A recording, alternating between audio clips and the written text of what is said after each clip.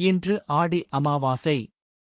இந்த சிறப்பான நாளில் கன்னியாகுமரி மாவட்டத்தில் உள்ள புனிதமான கடற்கரை பகுதிகளிலும் கோயில்களிலும் மக்கள் இறைவனை வழிபட்டு தங்களுடைய முன்னோர்களை நினைத்து வழிபாடுகளை மேற்கொள்கிறார்கள். கன்னியாகுமரி என்பது 3 கடல்கள் சங்கமிக்கும் புனிதமான இடம். இங்கு கடலில் புனித நீராடி முன்னோர்களை நினைத்து தர்ப்பணம் மற்றும் தானம் செய்வது பல குடும்பங்களின் பாரம்பரியமாக இருந்து வருகிறது. ஆடி அமாவாசை நாளில் அதிகாலையிலேயே பக்தர்கள் கடற்கரைக்கு வந்து புனித நீராடி தங்களுடைய முன்னோர்களுக்காக வழிபாடு செய்கிறார்கள்.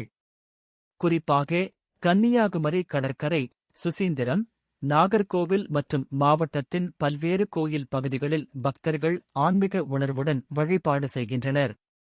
இந்த நாளில் முன்னோர்களை நினைவு கூறுவது மட்டுமல்லாமல் ஏழை எளியவர்களுக்கு உணவு வழங்குதல், தானம் செய்வது போன்ற நல்ல செயல்களையும் பலர் மேற்கொள்கிறார்கள். ஆடி அமாவாசை நமக்கு சொல்லும் முக்கியமான செய்தி, நம்முடைய முன்னோர்களை நினைவில் கொண்டு நன்றியுணர்வுடன் வாழ வேண்டும் என்பதுதான். இன்றைய இந்த புனித நாளில் அனைவருடைய குடும்பத்திலும் ஆரோக்கியம், அமைதி, மகிழ்ச்சி, வளம் நிறைந்திருக்க இறைவனை பிரார்த்திப்போம். கன்னியாகுமரியில் நடைபெறும் ஆடி அமாவாசை சிறப்பு நிகழ்வுகள் மற்றும் நேரலை காட்சிகளை தொடர்ந்து பார்க்க குமரி முனை தமிழ் சேனலை சப்ஸ்கிரைப் செய்து பெல் ஐ அழுத்துங்கள். இந்த வீடியோ உங்களுக்கு பிடித்திருந்தால் லைக் செய்து உங்கள் நண்பர்கள் மற்றும் உறவினர்களுடன் ஷேர் செய்யுங்கள். ஆடி அமாவாசை நல்வாழ்த்துக்கள். ஓம் நமசிவாய. நன்றி. வணக்கம்.